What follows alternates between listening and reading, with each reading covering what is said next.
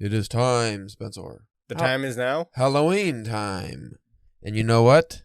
We were going to just have our normal episode we were recording, but since we have a special episode today, we are not able to do our Edgar Allan Poe toast that we talked about. Well, we wouldn't have because we're going to be recording on Sunday because we got a guest on, and since he lives all the way in Spain, we have to record at like 10 in the morning, which means that's not a great time to be drinking absinthe. Why not?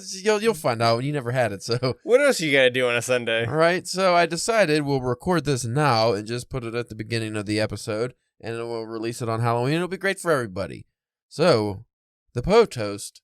Usually what I do, I don't have like a fancy robe on today, so I feel underdressed. The one time. The one goddamn time.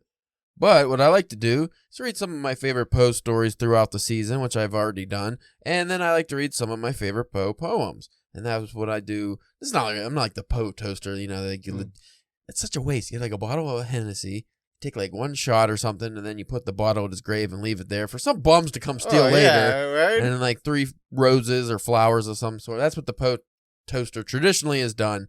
As far as I know, they never found out who the guy was that did that, but just for the DPW's sake, I'll read one of my favorite Poe poems. I take it that was his drink of choice, was the Hennessy? Or he liked absinthe and brandy, and I think specifically Hennessy brandy. But anyway, I will read one of my favorite, this is a shorter one, one of my favorite Poe poems, the spooky poem for the season, and then we'll toast with our delicious absinthe drink that I did not put way too much absinthe in, and the clandestine absinthe, which is pretty strong. And I'm really interested to see the face you make when you drink that. As you've noted, it's a very milky color. Yeah. And there's only 2 ingredients in that, absinthe and water. I did not put the sugar cube in it because I didn't have my fancy spoon. Without further ado, this poem, Spencer, as I said, I don't think I've ever read this on the air, but it is one of my favorites, Spirits of the Dead. Ooh. By Edgar Allan Poe. I don't know, you haven't read any Poe. No. At all? Not even stories? Nothing? No. What the fuck are you doing, man? What are you doing with your life? Not a goddamn thing, apparently. I don't feel like reading because I drank some of the absinthe, and I'm telling you, like, it makes everything dries out instantly. As long as it isn't like the kind that we got from that convention one time, and it just turned me into that, and it was poison. That's why it was super bitter. This isn't bitter at all. It kind of tastes like licorice. Well, no, I mean, but that one made me feel like I was the Ghost Rider.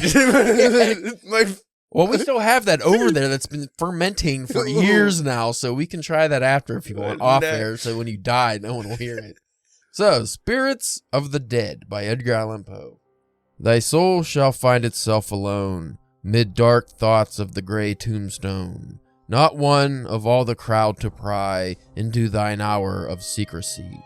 Be silent in that solitude, which is not loneliness, for then the spirits of the dead who stood in life before thee are again. In death around thee, and their will shall overshadow thee, be still. The night, though clear, shall frown, and the stars shall look not down from their high thrones in the heaven, with light like hope to mortals given, but their red orbs without beam to thy weariness shall seem as a burning and a fever, which would cling to thee forever. Now are thoughts thou shalt not banish, now are visions never to vanish. From thy spirits shall they pass, no more like dewdrops from the grass. The breeze, the breath of God, is still, and the mist upon the hill, shadowy, yet unbroken, is a symbol and a token, how it hangs upon the trees, a mystery of mysteries. We shall toast Mr. Poe for that glorious poem. Ooh. Interesting, isn't it? You weren't expecting that. It's like... It's not overpowering like you would think, but it's because it has a very strong, pungent, it's like a licorice smell. It's kind of like a watered down, like, NyQuil-y. Medicinal. Kind of, yeah. It's herbal, I think is the word you're looking for. Maybe. What I like to do, which I actually had one last night because I just couldn't help myself, I had to bust out the absinthe early, which I'm going to have to finally break down and order a cut. They're like $100. At least they were like 5 years ago when I got these bottles. So I'm going to have to break down on orders because you have to special order them. Because the only absinthe they have at the liquor stores around here, like the Lucid and just like shitty ones I don't want to try. So I have to special order those. But last night what I did, I have, I can't remember the name of that. You probably can't see the bottle from here. Let me just look. So one of my favorite liqueurs is Dom Benedictine, and it is a herbal liqueur.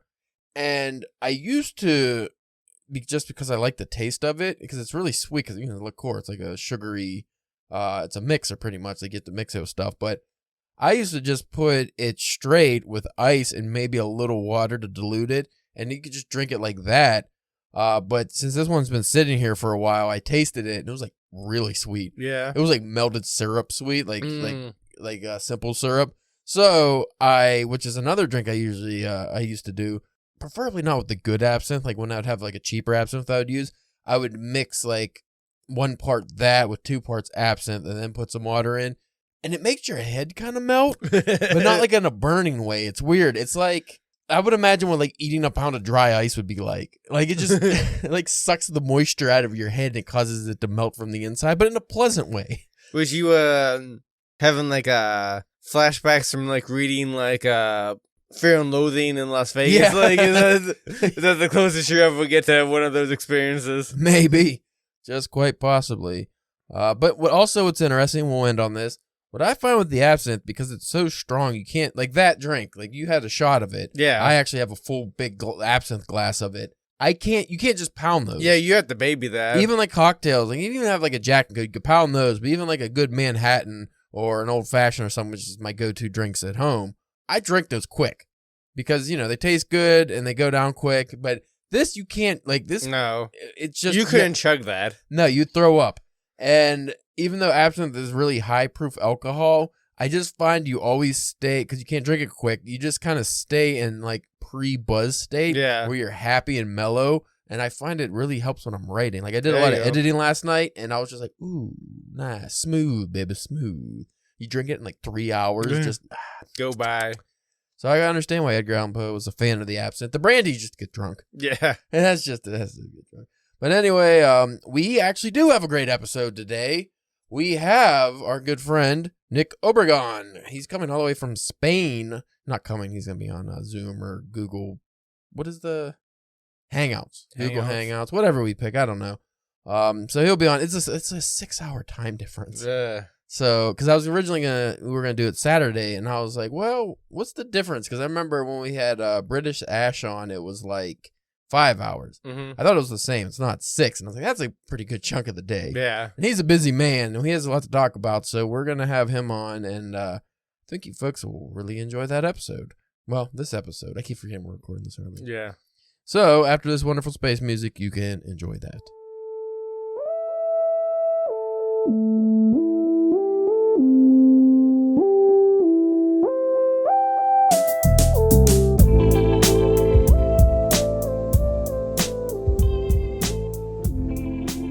Hello, you are listening to the Drunken Pen Writing Podcast. I'm your host, Caleb James. With me today, I didn't give you a name, did I? Yeah, I don't think you did. Spencer, the Bolivian Burger Bandit Church. Yay. And today we got a special guest. This is going to be a long, because now you got a lot of work here.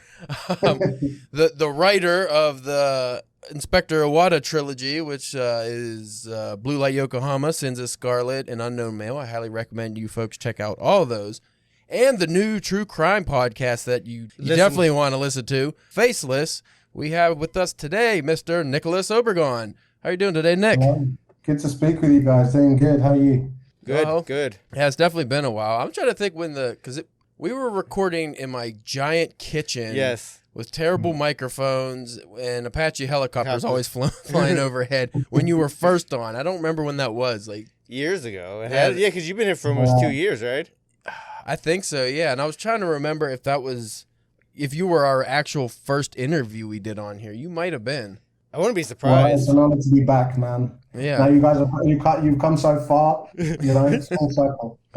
I think the most entertaining thing you've done of recent, because off air we were discussing how I was very surprised about how much work you actually put into this new podcast, Faceless. Mm-hmm. So do you want to just give the folks a quick overview without spoiling anything, but we probably will, just a spoiler warning, we probably will spoil some things for you, but just want to give them an overview real quick. So the podcast is called Faceless. It's out with USG, which is Universal. It's 7-part, and it's essentially about a family in suburban Tokyo who don't have any enemies. And in the year 2000, just before New Year's Eve, a man, faceless man, roll credits, enters the house and murders them all, which is weird enough anyway. But then he stays in the house in a kind of like nightmarish Goldilocks way and kind of makes himself at home. He leaves behind a ton of evidence and then just walks out the front door and is never seen again. So this is kind of the biggest case in Japan, or one of, it's still unsolved. And it was so weird that I had to kind of bring this story to the English-speaking world, which is what we're doing here. I found after listening to the podcast, which is 7 episodes, Mm-hmm. I was so infuriated because there's so much evidence. Why do we not have the killer? Like, how has he not been captured? But how did the actual podcast come about? Like, was this something you just always wanted to do, or did you reach out to some people to see if it was a good idea? How did Faceless come about? So Faceless, the Faceless is based on the Miyazawa family murders, or the Setagaya murders, as they're known in Japan, because it happened in Setagaya. And this case kind of influenced my first book, or very loosely inspired it. In Blue Light Yokohama, the first Iwata book, Inspector Iwata is given the case of an entire family that's murdered in their home, and then reasons. Now, in the book, obviously, he, spoiler, he solves it. In real life, that didn't happen. But when I wrote that book, I was always kind of just like, yeah, this will be a cool idea.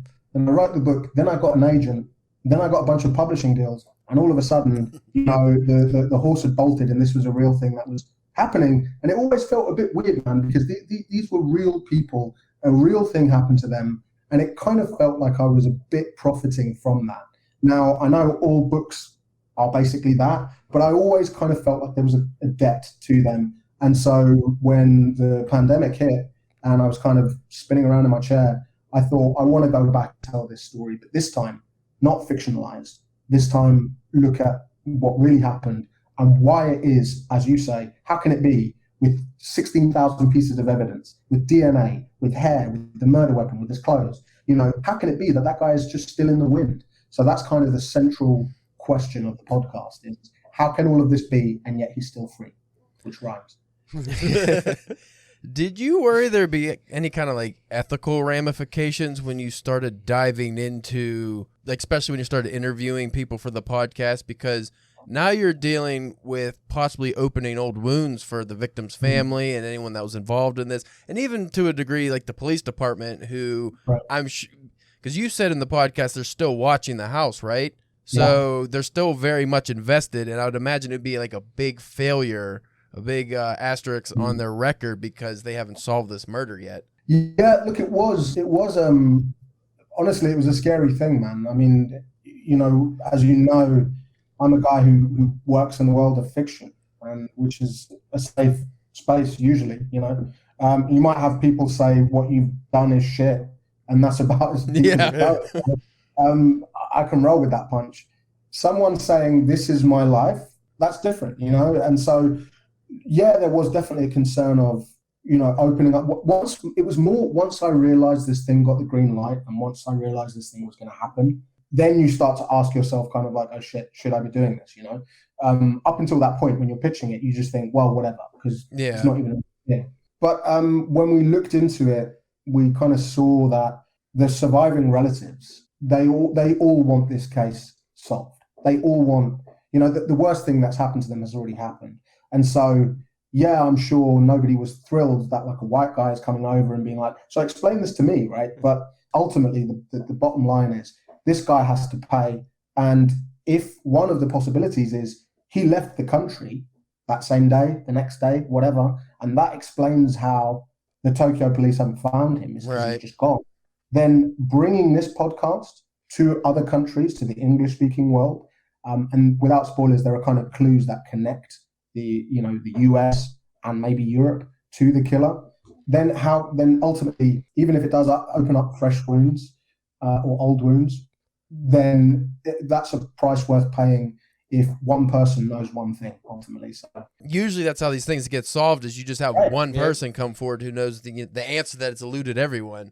So, because I think like a lot of Dateline shows, that's how those things get solved. It takes like one piece of evidence or something to blow the case open. Mm-hmm.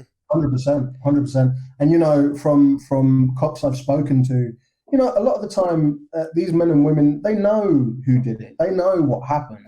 But one thing is knowing, and another thing is being able to show a chain of evidence. And so when someone comes along and says, "Yeah, I saw that," now all of a sudden the cops are like, "Great, now we can now we have a witness, and now we can go ahead with it." So it was kind of like, if it's not my call to make, that's one conversation. But at the same time, the TMPD have had 22 years and 16,000 pieces of evidence, and they're still no closer to catching this guy. So, if I'm not the guy to bring this to the English-speaking world, who is? Yeah. Or where we just say, it's too awkward, so we leave it. I couldn't accept that. It was really strange that, like you mentioned about bringing it to the English-speaking world, we haven't heard of this murder because we were discussing like the cultural significance of this off air. In Japan, it's like Tokyo is considered one of the safest, if not the safest, major city in the world.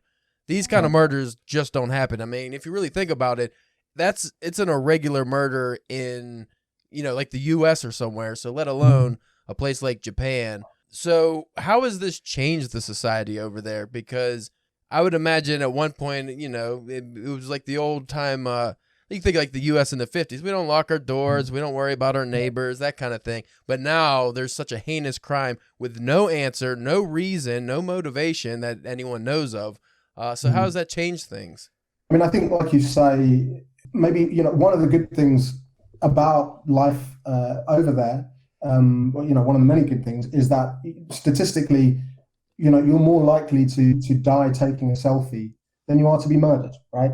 So it is a safe society. This kind of thing, like you say, doesn't just happen.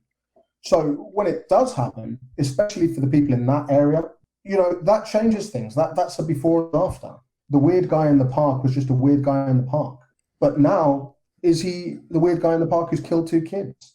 So I think there is a kind of before and after moment. Also, the timing of it is wild because it's coming up to New Year's Eve of a new millennium, and so like it's still, you're in the year 2000, we're still in this kind of new age just by the calendar.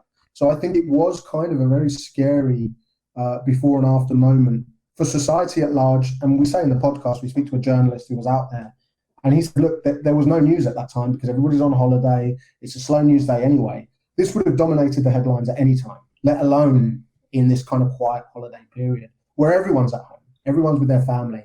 And now they have to contend with the idea that so were these people. These people were minding their own business too. And somebody came in with a knife and said, I have to destroy you for reasons unknown, which is the wildest thing of all, for reasons unknown. Yeah, that was, I think, the most I don't want to say ridiculous, but just it's because you brought up multiple examples on Faceless of not speculation, but just like the theories of who could have done this crime. And each one is so plausible. Yep. From the character, not the character, thinking like a fiction writer, from the murderer's actions and how long they were in this house, what they did to the family, and what most telling of all, what they did after the murders. It almost seems like a person who didn't care at all and didn't have any real motivation. Like it wasn't like they were trying to rob them and get a lot of money. You brought up the hitman scenario, but that doesn't seem to play because that's the sloppiest hitman in the world. Right. Right. Unless they were purposely trying to frame someone else. Like there's just so many possible scenarios, and none of them seem to have led us anywhere. Like what I thought was really interesting, the Japanese law system is very different than the U.S. law system. So when people listen to your podcast, they might get really irritated. Like, well, why can't they just do this with the DNA? Or why can't they test it? You can't do it. The laws are different. And I think a lot of U.S. listeners don't realize that, in Japan, because I think even in Japan, they could just hold you for no reason, right? Like they could do things like that for certain periods. So it can't be for no reason, but they can hold you for 23 days without charging you. Yeah. Wow. So if I get in a bar fight, let's say, and if I bust a glass and if I punch a guy, those are two offenses, right? I've damaged the property and I hit the guy. So now that's 48 days, right? Or, that they can, or 46 days that they can hold me for. After 46 days in a cell without charge, if they say, did you do the thing? I'm going to say, fuck yeah, I did the thing. Yeah. So it's very different, man. Very different. It looks similar in many ways, but the legal system is a different beast altogether. Well, you mentioned in the podcast that, especially when in regard to like the DNA stuff, they're working on changing the laws, but just with the bureaucracy and everything over there, like the red tape, it just takes forever to make any kind of change, which is like even here. Yeah. But how would you feel for one if like just your little mini investigation here kind of led them to making that change and possibly finding the killer? We talk about the ethical ramifications here. That definitely would make it worth it, in my opinion. Yeah, man. I mean, look, it's, you kind of get into this kind of Back to the Future scenario where you start thinking about like, essentially, if you become God in your own universe, you make one change and it leads to immeasurable, ramifications, let alone changing the law, I mean, look, if that were to come about and they were to catch this guy, then ultimately, if in any way this work has contributed to that, then I'd be obviously delighted with it. I mean, I'm always kind of, you read about this a lot in America where somebody loses their kid and they're obviously so destroyed by this. Then they start putting into place like Megan's law or this law or that law. And you think, like, I understand it, right? I'd want to do that too. But then what do you do for a living, man? You work in a factory. What do you know about jurisprudence? Yeah. What do you know about legislation? What do you know about the law? Have you ever looked at the criminal justice system? Maybe it shouldn't be me who's, getting involved in new laws and stuff. But so, I mean, look, it would be kind of one of those things where I think on one side it would be great that that's happened. My worry would be like, shit, maybe we shouldn't have done this. But I think so long as it's limited to only in cases of like murder, are they going to use your DNA to look for you? I kind of think like if your DNA is at a murder scene and it rules you in, then maybe you should have a case to answer, right? Right. Obviously, if you've stolen a bike, then let's not change the laws for that. In this case, this guy murdered 2 kids and a family, right? And then he just ate their ice cream. If the law has to change, I think this is a good. Yeah. It happens, man. That's a reasonable change. Because I know that was like listening, especially those last couple episodes, like that was like the frustrating part. Like if you might even say if you couldn't catch the guy, you'd be closer. You could probably rule some people out or something. I'd be so upset if I was the family, like if I was the surviving family members, and like there was this course of avenue you could go, but you just don't. Yeah. Yeah, totally. Well, and that's what the chief. So he was retired by the time we spoke to him. But I mean, he led that case for years, and that's what he's trying to get the law changed as well. Like we obviously we see it from the same angle. And he was saying, I understand people are worried about their privacy, but what about the privacy of the 2 kids and the 2 parents? Where's their privacy? Yeah, that's gone. So why should his privacy override theirs? The only reason that podcast was ever made was because I knew who they were, because they have no privacy, right? So yeah, man, it's like it's I mean, to answer your question, yeah, I'd be delighted, but at the same time, I think it would be such a kind of big thing that it would be like I can't think about it too much. Yeah. Then run down the line, you start to lose it. Well, I just know from listening to the podcast myself, every episode I started just doing my own research just out of interest. But what horror movies were popular in Japan at the time? Were there any kind of murders that this was based off of, or just stupid things like that? But if I'm doing that, I could imagine many, many other people out there, especially ones with more free time, are doing that, which is ideally what you want, because now instead of just focusing on the police department, you actually have citizens who, you don't want vigilantes, but people that can, find, like you brought up the one blogger he was just a journalist who was interested in the case, and he found out a lot of cool stuff. Yeah. And I would like to make it clear for anybody that listens to your podcast and might be overly critical of the Japanese police. I mean, in the U.S., you still have like the John Benet Ramsey case and things like that are unsolved. So you can't just say like simple DNA or simple things like this will just fix it and that will get our killer. There's obviously a lot that even you, after your investigation, you're not told and you don't know. Though I did think it was kind of fun how on the podcast, you get into some sketchy scenarios. Like you ended up at a U.S. military base. And like, how did stuff like that come about? Was that pre-planned, or you're just like, this is just where it's leading me, so I'm just going to go check this out? Yeah, kind of a bit of both. I mean, actually, so just to backtrack quickly on the DNA thing. Yeah, like I would 100% echo not criticizing the Japanese police. I mean, do I think it's possible somebody messed up early on and that mistake has been passed down the years? Yeah, maybe, probably. Mistakes happen, right? They also, because they don't have those that murder rate that we do have in the UK or in the US, I don't think that they had 22 years ago the level of experience or exposure to this kind of crime to begin with. So it stands to reason that they wouldn't maybe have a billion protocols in place and blah, blah, blah.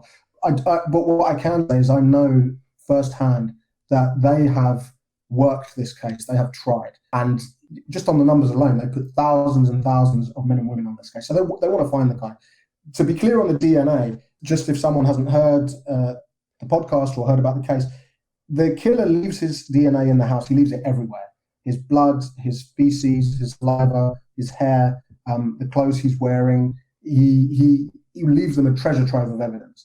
Now, it's not that the Tokyo police can't use his DNA. The problem comes in that they can only use the DNA one for one.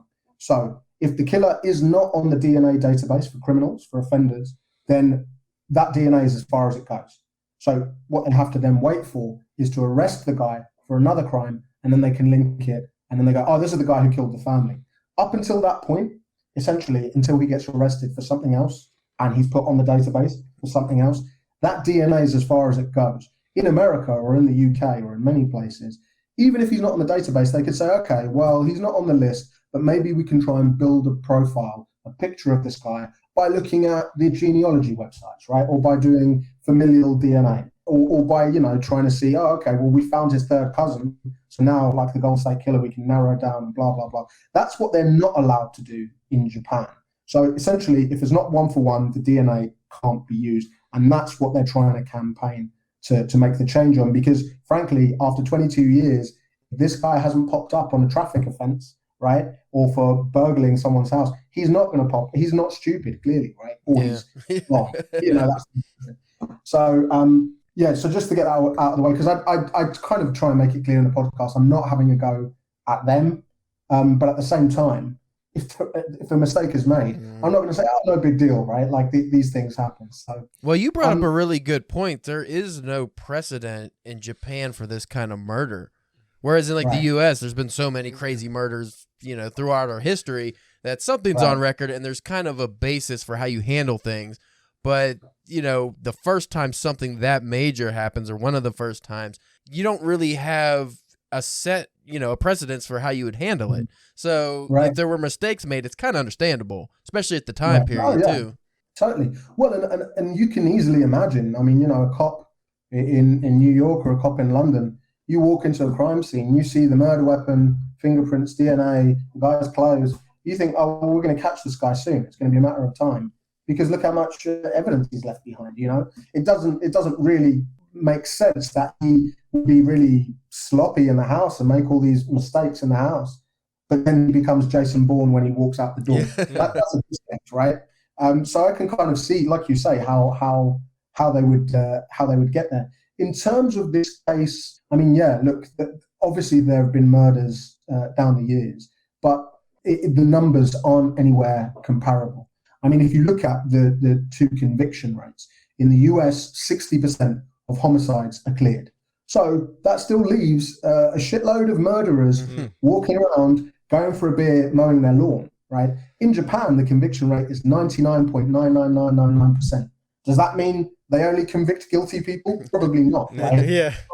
But it shows you the difference in... So you can imagine how they walked in thinking, we're going to fucking get this guy. You imagine, like you say... So the chief who we speak to, that guy's seen murders before. He's seen serious crimes before. He'd never seen a situation. And this didn't go into the podcast because we couldn't kind of get into the full graphic detail of everything that happened in the house because, people get upset. And they're real people too. That's real victims. Yeah. It's not like imaginary, it's not fiction. So you go into those details, somebody's, parent or relative of the victim could read that or hear it. Totally. And that was kind of one of the things I wanted to be clear about, was that I never wanted to fetishize or kind of dramatize the crimes themselves, because there are other podcasts where they get into this kind of pornographic enjoyment of all the terrible things that happened. And it's just like a slasher horror movie, man. And that's fine for what it is, but when it's a real family, that's not my jam. But yeah, so this chief, he goes into the house, and one of the things that's not in the podcast is that the mum's face, she'd been stabbed beyond the point of recognition. So even though he knew who she was, there was no face, right? Her brain was coming out. Right? So if you're that guy, right, on the one hand, you think we're going to catch this man. But on the other hand, you think, Jesus, he must have, there must have been a reason to do this, right? So that's the disconnect. It's, if he's just a random killer, why does he hate her so much? Why is there such a level of violence if it's not personal, right? If it is personal, that means he has to know her. And if he knows her, that means there's a relationship. And if there's a relationship, they're going to catch him because there's a clue in itself. So it just doesn't make sense, man. It's like you take a step forward, you take a step back, and that's kind of part of the reason why we call it more of it's a mystery, it's a cold case, but it's also really a paradox because there are just all these theories, like we say, and they kind of all go somewhere, but then end up going nowhere. The military base and how it gets made. So very briefly, like I say, I wanted to do a non-fiction version of this. I wanted to explore it for real. Initially, I was thinking about a documentary, and we ended up going with the idea of a podcast because it was the middle of a lockdown, or in fact, I think it had just begun. So I recorded a little demo with my buddy who's a producer anyway. So we got it sounding good, made like an 8-minute demo. And initially, I was just like you say, I thought I was just going to be the narrator, just read facts about the case and be like, weird, right? And leave it at that. But the studio said, no, we want you to kind of be actively involved. We want you to be interactively involved. Turn you into an investigator. And I was like, wait, so you want me to try and catch the guy? They're like, yeah, try and catch him. I was like, I work from home, man. Like, I'm not a detective. I'm not a journalist. So, and that's kind of where the idea of actually speaking to the detectives and the family members and experts kind of comes from. In terms of the kind of the situations where we end up on the military base or just outside it, it was kind of like the producer was like, well, why don't you show me where it is? So, all right, we'll go to the edge. And he's like, all right, let's get out and do some recording. And I'm like, well, okay, we can do that, I guess, And then you kind of see the cars in the distance. You're like, I think we should probably go. So yeah, it's making a podcast like that, where it's kind of like listening to a documentary, but just obviously only audio form. You try and make it seem like you're learning stuff, even if you already know this stuff and you've known it for years, right? So you try and hold hands with the listener to be like, weird, maybe it could be this, even if I know it's bullshit, right? Even if I know for 10 reasons it can't be that. You have to pretend to be like, so I'm going to see where this leads, kind of thing. So yeah, it's kind of a lot of kind of Hollywood trickery going in there, but it got made, so there we go. So you wrote the script for this, right? This wasn't just like outlined. You did a full script, and did you do a storyboard for this as well? Yeah. So essentially, what it was kind of like a collaboration between the producer and then me writing the script, because he obviously kind of was an expert in the medium of audio and podcast, and I'm not, right? Like I would probably end up writing it kind of a more kind of journalistic style, right? Rather than just punchy little bits of sound. And so we would sit down with the script, and I would kind of write the thing and say, this is kind of what I want to say. And then he'd go over it and be like, this is how we have to repackage this. This is why we have to get rid of that type thing. So yeah, it was basically me and him writing the script. But of course, if I'm narrating it, it has to sound like me, right? Like if he writes just what he thinks, it doesn't sound like me. When I'm just reading it in front of the mic, it's already off-putting, So there was that. The other part was that the production company, so not Universal, but the actual team who were putting it together, who I worked with, they were from the UK. So a lot of the time when changes would be made to the script, it would be with a UK voice.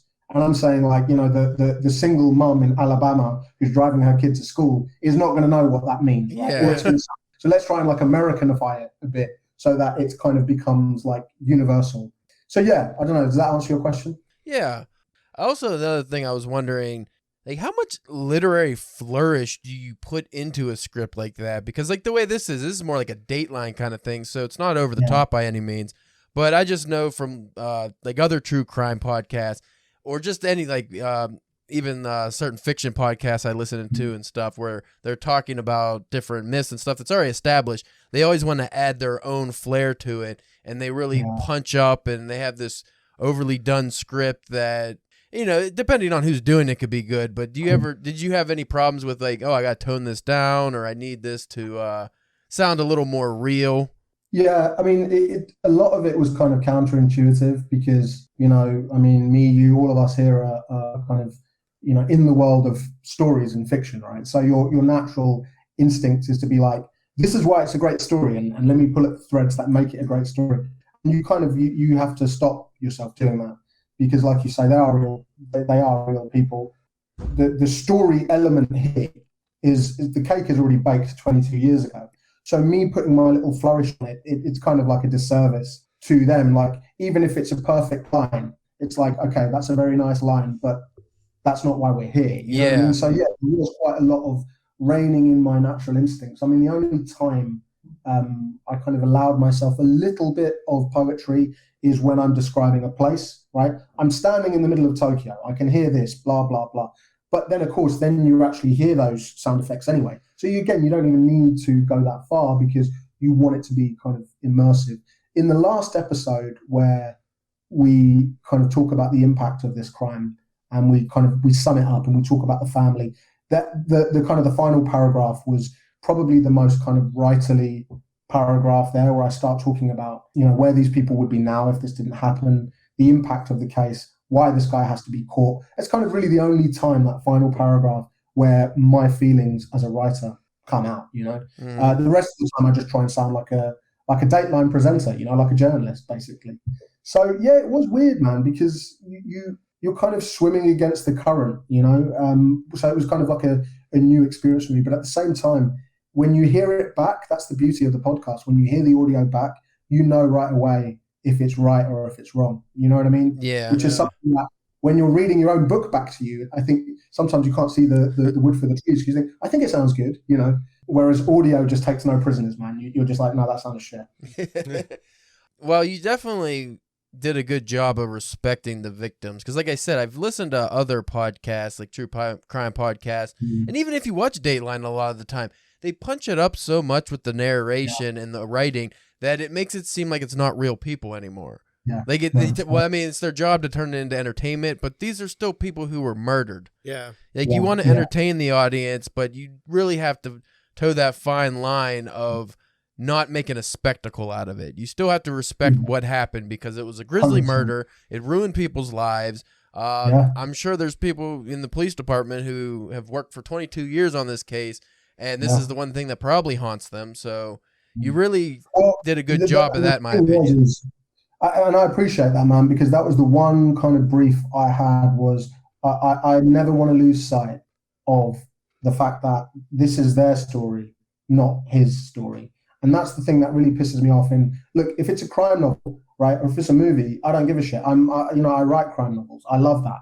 But when we're dealing with, a documentary, or when we're dealing with a podcast that's to do with real people, and they kind of glorify this kind of Jack the Ripper figure and, wow, he's so amazing in this. Ultimately, the guy who did this is not going to be remarkable. He's going to be a shitty little person, right, who had problems or whatever it was, right? He's not going to be a crime genius. He's not going to be Hannibal Lecter. And so the idea that we kind of, we have to kind of drag the audience in and say, isn't this weird? But when it actually comes to writing the episodes, for me, it was about the family first and the guy second. Now, obviously, we have to look at what he did and why he did that. But to me, he wasn't the whole ball game. And so for me, as far as I'm concerned, the fact that I wrote my first book loosely based on what happened to them, as far as I'm concerned, they changed my life one way or another. And so this to me was an opportunity to pay back that debt.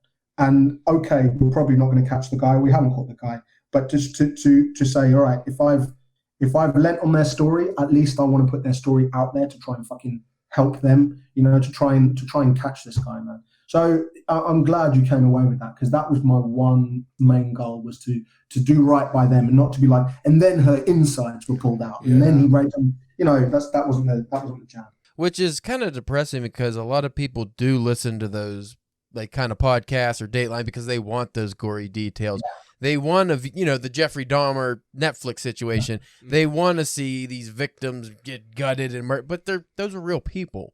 That's why that kind of stuff turns me off. But, I guess to each their own. But one thing that I really found most interesting about this whole case was this guy committed such a brutal and what seemed like a personal attack and then just not only disappeared, but people who are capable of something like that, I would say most of the time would do it again or something similar, or it has a history of crime. This wouldn't be his one incident and then nothing ever again. So unless he just died or something, I don't think it's a stretch of the imagination to think that he would do it again, even if he left the country. Something would happen somewhere else. 100%.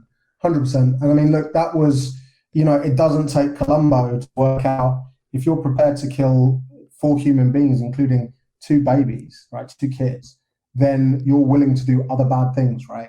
And like you say, what are the odds? I mean, number one, when I spoke to a psychiatrist about this, a forensic or a criminal or an investigative psychiatrist, he was saying the odds that this guy just did this one fine day out of the blue with no previous behavior is pretty low. I mean, is it possible? Yeah, it's possible.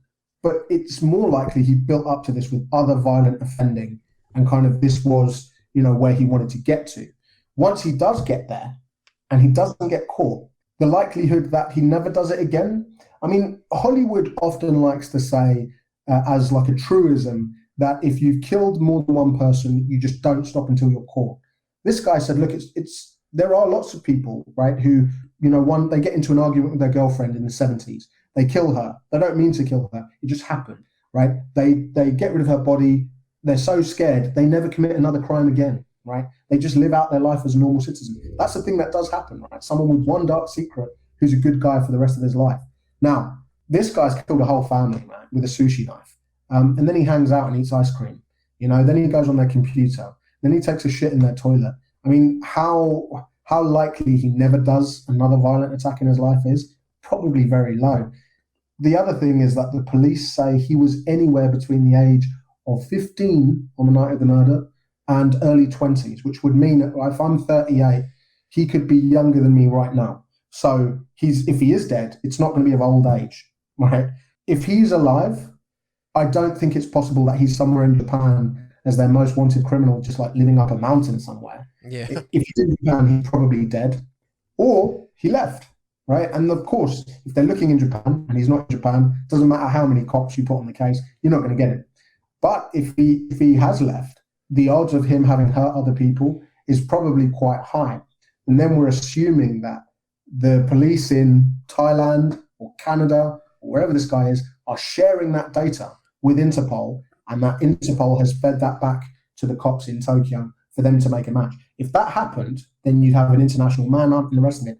But stuff falls through the cracks, man. Like cops make mistakes, like I make mistakes as a writer. It happens. So I don't know. It all goes back to the central mystery of the paradox of this guy. Who is he? Well, just to speculate for a moment, I don't think that a guy who committed a crime like that, like you said, if he was still in Japan, one, if he did die, it probably wasn't of natural causes. Right. So unless he was involved, again, if he stayed in Japan, unless he was either like homeless or involved with the Yakuza, I don't see how he would have an untimely death unless he killed himself, which is possible. But I feel like somebody that would commit a crime like that these usually aren't the types that would commit suicide. And that's just off of, the history of serial killers and whatnot. Assuming this guy is a serial killer. I don't want to give too much of the podcast away, but you did mention, I believe, about there was a series of like cats they found dead in the area, brutally killed. And that often is the kind of path serial killers take. You start with animals and you move to humans, which would suggest probably a younger killer, which you brought up on the show. But if it was a younger person, like you mentioned, especially one that was a teenager to early 20s, they probably couldn't leave Japan unless they were involved, like their family traveled or something. But just there's so many things that just don't add up. And I just wish there was even just the smallest answer that could just give you a lead, but everything just seems to hit a dead end. The thing about him being young is, like you say, on the one hand, it explains a lot. On the other hand, he's impulsive. He's making bad decisions. I was 15 too. I did some stupid choices as well, right? I mean, I've never killed a family, but, we've all done dumb stuff when we were 15, right? It's just that, that level of dumbness can depend. In this guy's case, let's say he is, murdering cats in the local area. I think the person who was doing that was was laying down like treats. And so when the cat would go to it, he basically, I think he had like a squirt gun with some kind of sulfuric acid, and he was like, hitting the cats with acid and shit, right? So clearly someone who, one thing is you kick a cat because you're in a bad mood. I'm not endorsing that. I'm just saying, you're in a bad mood, whatever. Another thing is like laying down traps with acid and stuff. So it could well be that he was a 15-year-old who had problems, who was angry, and maybe didn't know the family, but what that family represents, he hates. So he thinks, okay, you guys, even though you didn't do it directly. The problem then is, of course, then he disappears and then he does live off the grid. How does a 15-year-old do that with no money, no job? That just doesn't work out. It just doesn't work, man.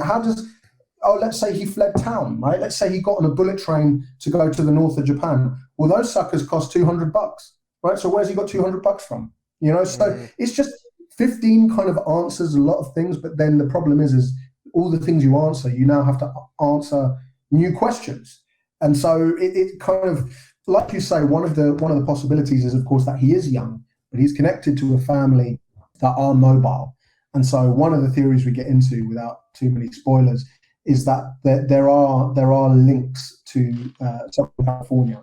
Why? Because in the bag he brings to the house, there are sand grains from the area around Edwards Air Force Base. Those sand grains have to be explained. And throughout the hundreds and hundreds of hours of interviews we did, the 2.5 years we investigated this case, those sand grains are never explained, except for a forensic soil analyst who's like the world-leading expert in this kind of stuff, who solved a bunch of cases just looking at sand grains and mud and stuff like that. She said, look, Nick, if we had the sand that Tokyo cops had, I could tell you where it came from, down to the mile, right? Down to the mile. So the idea that, man, we've got the sand, maybe it came from here, maybe it came, bullshit. It came from one specific place. We can know where it came from. So if he came from a military base in America, that explains how he could move around and then go back into the US base, right? Because there's one about 10 or 15 miles away from their house in Tokyo, which, again, big coincidence. There just happens to be one there. And then he leaves and he's never seen again, right? He's out in Okinawa, or he's out in Hawaii, or he's in Anchorage, or wherever he might be. But it could be one explanation, and it's never satisfactorily explained. And that's a frustration for me, because you think, well, if this is even a possibility, even if there's just a chance, why do we not beat the shit out of this possibility? You know what I mean? Yeah.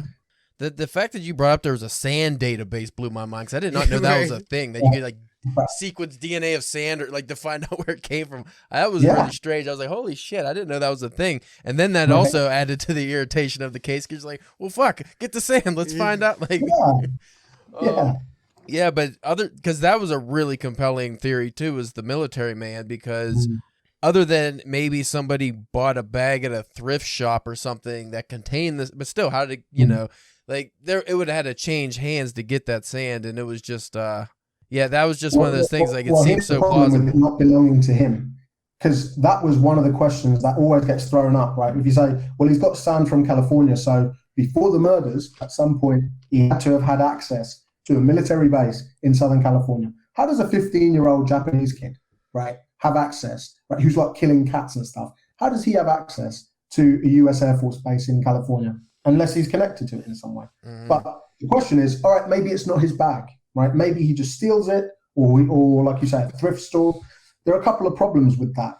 Number one, thrifting does exist in Japan, but it's not a big thing, right? Like, it's thrifting.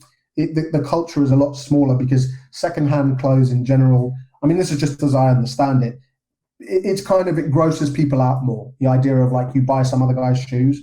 So that's number one. Number two, I kind of interrogated the chief about this, because I wanted to know, all right, if you know that the sand in the bag is maybe from California, and if you know that his DNA is on the bag, if you're telling me maybe it belonged to someone else, did you find another DNA profile on that bag? No, I didn't. Okay, so somehow then this 15-year-old kid managed to find a way to clean somebody else's DNA profile from the bag, but not get rid of sand and not get rid of his own DNA. It's his bag. The second thing is, the bag is manufactured in Japan, right? So if he did get it from a thrift store, it would have had to have been magically from someone who had gone to Edwards and then brought it back, sold it, and then he buys it.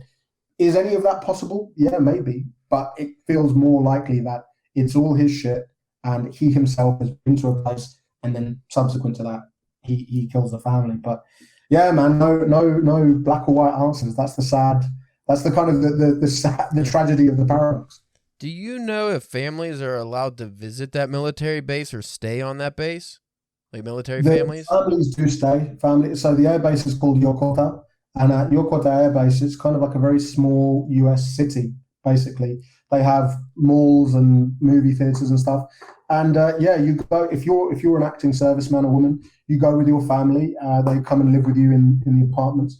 And I think there is a curfew, but as I understand it, if you're the 15-year-old son of some pilot and you're living there, you're not going to be sharing any data with the Japanese aviation authorities. You come in and out of a US airbase. So maybe it's basically kind of like a domestic flight, really.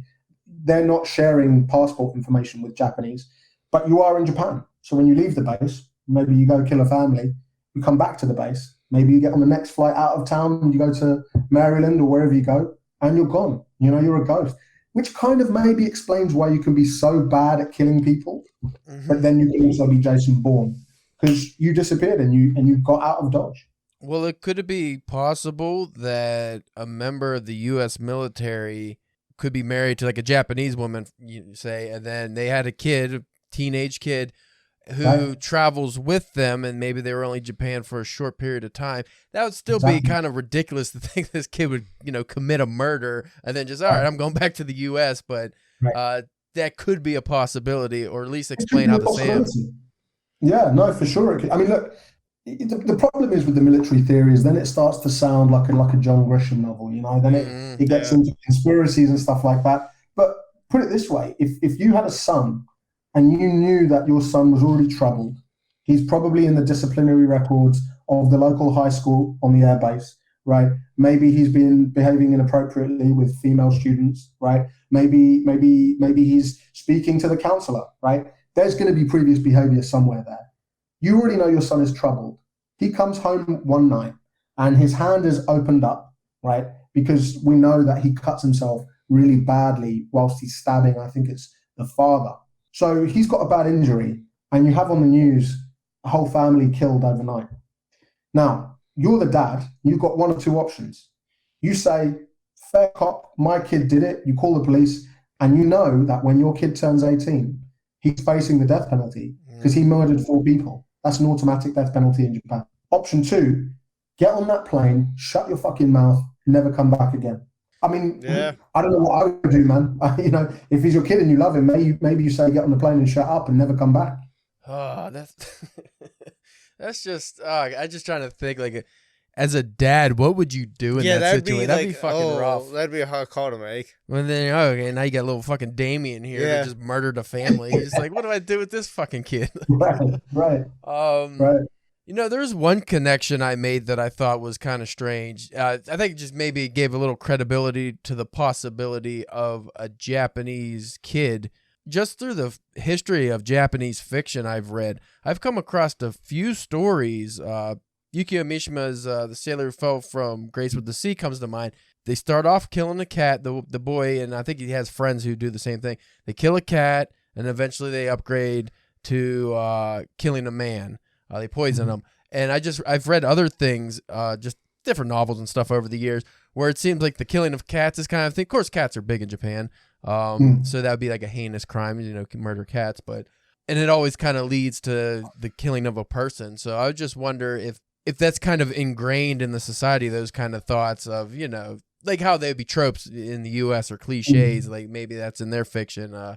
So maybe that would have some kind of impact on the youth there, where that's just in their mind. So maybe that kid just subconsciously was living that kind of, that trend there of he's going to murder cats and then he's going to try. Because you brought up, again, I don't want to give too much away, but there was a episode about a blog that was really intriguing. And one of the theories of that was a 13-year-old boy who started off killing cats and then was talking about maybe murdering a family.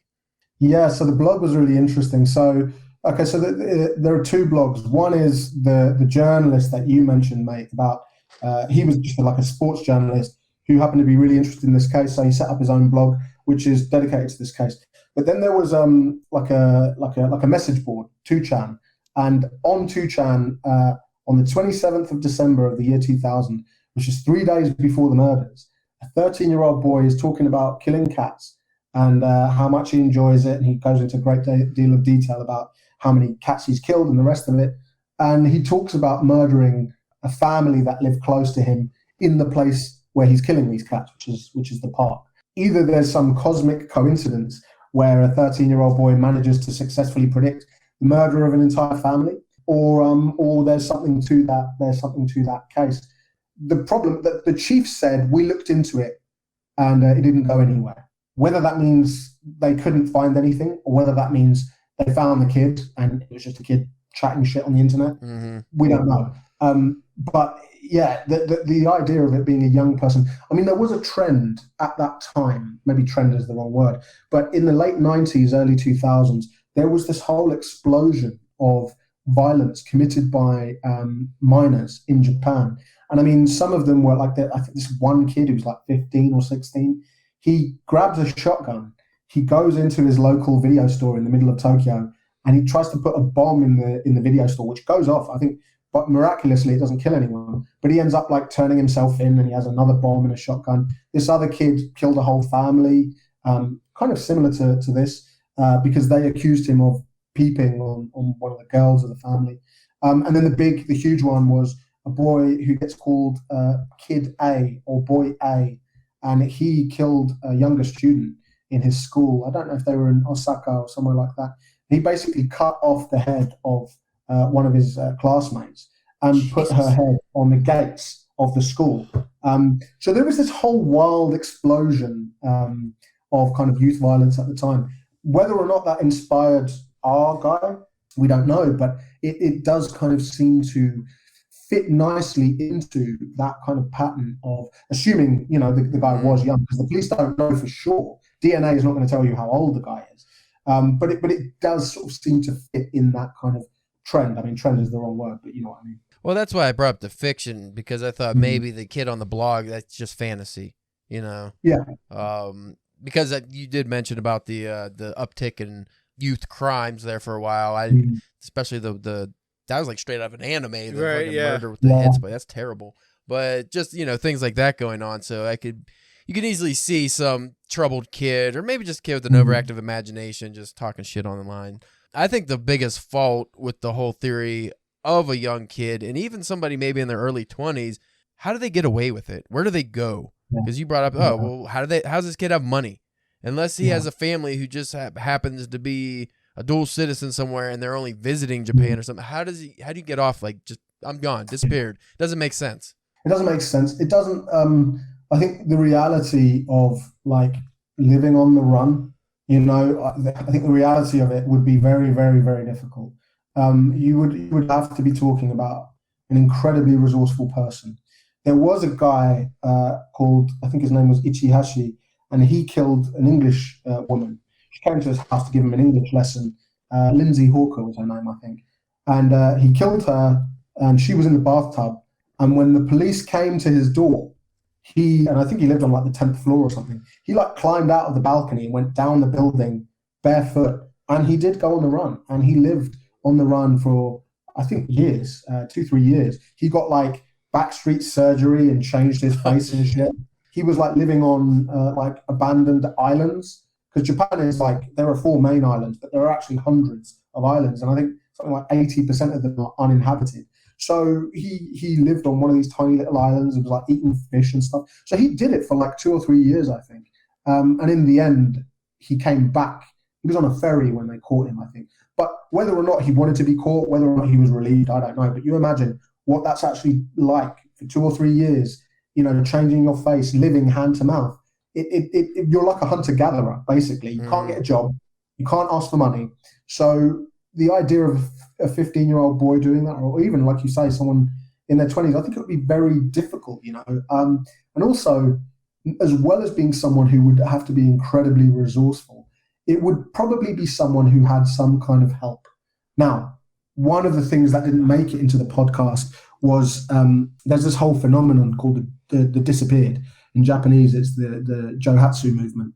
And essentially, it's people who just pay a company, a night removal company. And what they do is they delete your life. You go to them, you give them money, they delete everything. And then they take you to somewhere else in Japan and you start again. Now, you can't have a bank account and you can't have a proper job. You have to work on a construction site somewhere. But you get to reset, you get to start again. So in the podcast, we were going to talk to them, and there was going to be a whole strand about, okay, let's assume this guy did live off the grid. How would that look like? And so we talked to one of these companies. They kind of explain how they disappear you, blah, blah, blah. In the end, it didn't come to be, but it would be possible. But to do that, you would have to pay these people, right? You would have to pay these people. And again, where does this guy get the money to do that? Plus, you're leaving a trail of evidence because there's someone you've spoken to. If the police did go to that removals company, they'd be like, "Hey, did you see a guy with a big scar on his hand, right? From open wound?" They'd be like, "Oh yeah, I dealt with that guy yesterday. Well, look, he murdered a whole family. So unless you want to go to court, tell us who he is." So how realistic it would be to be able to just delete your life and disappear and live off the grid? I'm not convinced. Unless, like you say, his disappearance is just he went up the nearest mountain and hanged himself and he's still swinging from the tree now. That would be a good place to hide, right? Or he left the country, dual citizen, military kid. Maybe he was a foreigner to begin with, right? Like my dad's girlfriend, she has 2 kids. She's Spanish. She had 2 kids with a Japanese guy. They're dual citizens. Maybe it's not very common, but he could have 2 passports. I have a bunch of passports. So if he's thinking, I'll do the thing and then I'll just leave, that clearly has worked out for him, right? Because here we are 22 years later. The idea of him being a foreigner did seem pretty credible, because the main thing for me was that, he used the computer, but didn't seem like he knew the Japanese characters because it was a Japanese keyboard. Right. So I could definitely see that. Again, how he comes and goes. I don't know. Did they shut everything down when they found the murders? Like, were the airport shut down or anything? Or was it just still free for all? You could just leave, come and go as you please? I know that they looked at aviation authority. So what I think that means is they're going through all of the millions of people who've gone through those, the airports. Because you have to think they find the family the next morning. So it's not like the family, the dead bodies are there for a week, right? They find them the next morning. So he's left at most, he's left the house like 9 hours before. So he's got at most a 9-hour head start. We know the one timestamp we have for sure is that he logs onto the computer at 1:18 a.m. Probably he's broken in sometime around 11. And he logs onto the computer at 1:18 a.m. He's on the computer for 5 minutes. At 1:23, he logs off. That's the only timestamp we have. It's possible he logs off and then just leaves the house right there and then. And the family are found at 10:30 in the morning the next day. So it's possible it's like a 9-hour time frame that he's got. Or it's possible that he left at 9 a.m. and only had 60 minutes. Seems less likely you'd be walking around in daylight, but I don't know. Especially if you're bleeding. We know that spoke to the authorities. They were probably like, did you see a guy with a hand injury, right? A male between the ages of 15 and 40. Well, presumably he has to have a bandage, right? He's not just going to go with an open wound. So somebody's going to notice that. And if he didn't get on a plane right away, within a couple of days, I think that would have been locked down, or at least someone watching. Clearly, they didn't find anything on that front. The alternative is he had to find a way out of the country where there wasn't Japanese police watching, which might well include a US airbase, which is sovereign US territory, where they're not allowed to ask, "Hey, did you see anybody with a bandage?" You imagine it. The US authorities are going to be like, "Sure, if you have a suspect who's in here, come to us with a warrant and we'll talk." What they're not going to say is, "Yeah, just come in and start looking at our 15-year-old kid." It's not going to happen, right? So, yeah. So he had to have left the country somehow if he did leave the country, or he's just dead somewhere and he got eaten by a bear. Yeah. That also is a possibility. Well, if he, hopefully, yeah. I mean, he'd like to find the guy, but also fucking eat him asshole first. I don't care. But if he did leave the country, though, that would, especially that day or night, that would suggest pre-planning, which I just don't see something this person had. Yeah, that almost, like I said, it almost seemed like a homeless person just randomly went into this house, but the brutality of the murder seemed too personal. There's too many questions.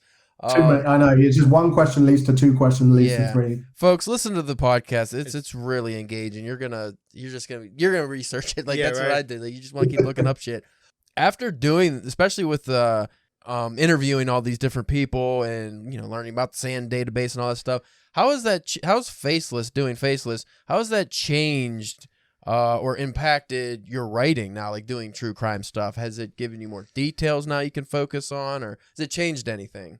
I think the main thing is that I'm not sure I gave kind of podcasts as a writing medium enough respect. I think to begin with, I just thought, how hard can it be? And it turns out kind of hard, So I think that there were definitely lessons learned because you're basically playing. If you're doing an investigative podcast, you're basically becoming a detective and a journalist at the same time. And so I kind of had to go through like a crash course of that. And I think it did make me a better writer in the sense that I know I've only got 7 blocks of 30 minutes to tell this whole fucking huge story, right? So you have to pick and choose your battles. In a novel where you've got 400 pages, the same rules apply, right? You've only got so much real estate, but 300-400 pages, it's a lot easier to kind of lay out your case. So yeah, limited real estate, I think, brings out your best writing in a lot of ways, especially when you're writing in a kind of cinematic way so that people can kind of hear it and feel it. The other thing, I mean, I guess the kind of the main takeaway is that you think, well, now that I can write a podcast, maybe I'll go out and write a second one. It kind of gives you a taste, tasteful, The nice thing is that with a podcast, although this took 2 years plus to make, part of that was pandemic. I mean, initially we were going to go to Japan and have these interviews face to face. It was a lot of waiting for that to open up. They've only opened up recently. So in the end, Universal were just like, make it, do it over Zoom, and we'll work it out, which is what happened. But the nice thing about a podcast is that you make it happen, and depending on the amount of production that goes in, it's going out to people's ears a lot quicker than the process of me getting an idea for a book, sitting down to write it. It comes out. You're talking about gaps of years until you can kind of talk to your readers, right? So I think the podcast is a lot more immediate in many ways. In terms of how it changes your writing, I think anytime you go outside of your comfort zone, you are learning what is you and what is not you. And I think anytime where you think, this is what I'm not about, that in a way helps you kind of underline what you are about. I think all of those kind of outside of the box experiences are valuable, even if it's just, for you to go, hey, it turns out poetry is not for me, right? Yeah. And I think that's kind of what happened to me with podcasts. It's kind of, I like podcasts. I want to write more podcasts. I probably don't want to be in front of the camera anymore. I don't want to be in front of the mic anymore. I just want to write the suckers. So yeah, it's kind of led me to talks with other podcast companies about writing episodes and pitching stuff, but with actors reading the script rather than me having to do, because it turns out I'm not much of an actor, man. It's not my thing. Oh yeah, we could have an Iwata I'm sure there's like an Audible thing, but to have your own podcast of even the stories you've already read could be it could be interesting too. Right, yeah. You do a podcast of the podcast, man. Yeah. Well, crime fiction podcasts are actually really popular where you just have an ongoing story. So if you had Iwata story going on, maybe a news story. Oh yeah, a news story would be interesting. Think like Sherlock Holmes Adventures, they kind of, you could just have a serialized version of that, and that probably score you some money too. It was actually, I was looking at, a buddy of mine sent me a link to Julianne Moore and Oscar Isaac did like a podcast audiobook type thing, and he's from the future and she's a psychiatrist, and he's like a traveler, and he's like, I have to save the world, which I was listening to that and I was like, this is basically just the plot of 12 Monkeys. Yeah. But okay. But the way they packaged it was like, here are 2 big actors basically reading you a novel, but by a podcast format. So it's, the packages seems to be ever changing, but the heart of it, which is good stories, that's always going to be there, man. It's never going to change. It doesn't matter if there's pandemic, war, whatever, people still, on a Tuesday night, someone's bored, they want a story. And that's why guys like me and you, we're always going to have work, I was just curious because you mentioned about having that limited time for the episodes. Why were the episodes limited? Why couldn't they have been an hour long each or 10 episodes? How'd that come about? So typically you go one of 2 ways, right? Which is you either don't work with a USG where they put all the money up, and you go your own way. You try and find your own funding, and your episodes can be as long as you want. But then you have to do the whole like. I love Blue Apron. On a Tuesday night, I had the cashew peanut and blah blah blah. You know, and you kind of have the advertising in there as well. And then, or you go the route of having a USG, and they don't have to be ads and stuff. But I think, I mean, not just them, but typically people want the episode to be between 30 and 45 minutes because that's the usual length of someone's commute. And they're going between A and B. They've got 30, 40 minutes, and that's the sweet spot. Kind of like with novels, really, like you can make a novel that's 150,000 words long, but normally the novel is going to be around 80,000 because that's just the commercial agreed kind of sweet spot. So yeah, 35, 40 minutes, that's kind of the length between you take the kids to school, then you go to work, and then you've heard the whole episode. There definitely was material here to make every episode 3 hours. We could have done that, right? I don't think I would have minded that, honestly. Yeah, right. That's just me personally. I like going into the details and stuff like that. Yeah, I mean, I could do like a compilation of the deep cuts, you know, the secret tapes. But the flip side, of course, is if it's only 30, 40 minutes, the work is a lot smaller. The work is a lot more manageable. And there was a shitload of work as it was, let alone if the scripts were all 3 times as long. You know what I mean? Mm-hmm. Well, I mean, maybe not for this project, but if you ever did, I know, something like this again in the future, you could always do like a Patreon only where you would have the extended versions of the episodes or something. Or yeah, that would be cool to do. Oh no, I mean that's a good idea actually, and also a little bit of money for it. Yeah. I just wasn't sure how the rights went having this show because you actually did have backing and stuff, so I didn't know if it was just like 100% your project that was backed, or I didn't know how much wiggle room you had with being able to make changes or having a Patreon or something like that. I mean, I imagine anything that we did for them, I think belongs to them. But like certainly I spoke to 30, 40, 50 people that didn't make it into the podcast. And anywhere between half an hour or 3 or 4 hours, I spoke with those people. So, it starts to spin out to hundreds of hours. So you think, all of that stuff was just my time and my Zoom. So I assume that would belong to me. The nice thing in here was that, and this was kind of what I pitched them, was I don't want to go off in like some long sprawling, saga where we just keep on coming back. In season 2, we look at this in season 3. We could do this in one story. And unless they catch the guy, and then we have like a catch-up episode, or maybe season 2, then we can talk. Yeah. I didn't want to be tied to, and not because it's anything personal to them, but just to any company, for more than the project. Once the project was done, I'm free to go off and do other stuff. Because I think generally, I had some experiences talking with Amazon and stuff like that, not about this podcast, but other stuff.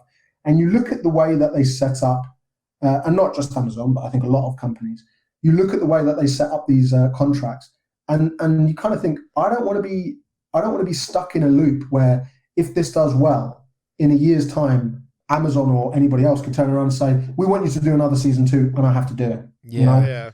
And I think that's the problem with when you get put money on the table, you have to think like, okay, well, money's great, but what about my time down the line? Mm-hmm. Now, I know that's a luxury because a lot of people just have to feed their kids, right? So, but that's the downside to working with big names, is that you look at the fine print and then you look at, well, what does this mean in terms of, how much freedom I get? And that's, as you know, the beautiful thing about writing is that you are God in your own universe, and so if someone buys it, great. If they don't, they don't, but it's your story. So. Well, it's definitely having, a company you're working with is a double-edged sword, because on the one hand, they can schedule all the interviews, do all the waiver stuff, the legal stuff, put together music and everything, edit it. Like, you don't have to do any of that shit, which would be nice. Right. But then also, like you said, if they want to do, season 2 Faceless Electric Boogaloo, now you're fucking on the hook for that. Or if they decide, hey, we don't like the way you wrote this, we want you to change all that. Like, I think that would be too frustrating. Of course, depending on how much money they'd want to give you, that could change things too. Right. Yeah. Right. Well, and then the money is funny as well, because you kind of think like, all right, we'll give you this much, right? Now, what they're paying you is for the project. Now, you get paid at different times. Like, 1 is up front, you get a certain amount. 2 is when you deliver episode 1. And then the 3rd installment is when the whole thing is delivered, right? So they split it out 3 ways. So it feels like you're getting paid 3 times. But basically, you're getting paid for one project. I wasn't billing by the hour, because if I was billing by the hour, I'd be a rich man. Right? Yeah. But then it's stuff like, all right, well, we'll pay you this much. And then if, let's say the Tokyo police do cooperate with you and do give you a small sample of the killer's DNA, we can put aside $100,000 for lab testing and blah. And you're like, well, if you can put it, why are you giving me some? Yeah. Why were you lowballing me, man? Where's that money for me, So, well, even on an emotional level too, though, it's like, how long can you stay submerged in that grisly world? Yeah. You mean, you just constantly thinking about it, writing about it. That's tough. Like, it's hard enough just creating your own world that you're submerged in for so long, let alone a real one. Yeah, and I think there's such a good point because, normally when you create your own worlds, we can all kind of get a bit preoccupied with these characters and they're in your heads and stuff. But at the end of the day, you go to the bar with your friends or whatever, you can let it go. The problem I had with this was that because it is real, and because those photographs that I've seen are real, they're in your head. And then you do go to the bar with your buddies and they're like, shit, so tell me about this and tell me about, hey, I listened to episodes. And it's just like, because it's real, people want to talk about it. They want to kind of know more. And I think that's kind of what's so compelling about this case, which at the same time is what's frustrating about it, is that as humans, we can accept horrific things if we can kind of understand them, right? Now, it's not to say we forgive it, right? We don't forgive Ted Bundy for murdering all those women, but we go, oh, okay, he hated women, and so this triggered him, and so that's why he would do that, and it kind of makes sense to us on some level, right? And we go, okay, so that's why this is happening now. With this guy, there is no that's why this is happening. So all we're left with is the what, and the what is the events are horrific. We can't even begin to understand what drove him. I mean, one of the early conversations I had with the chief was, is it true that there was signs of sexual assault on the females, the males, whatever?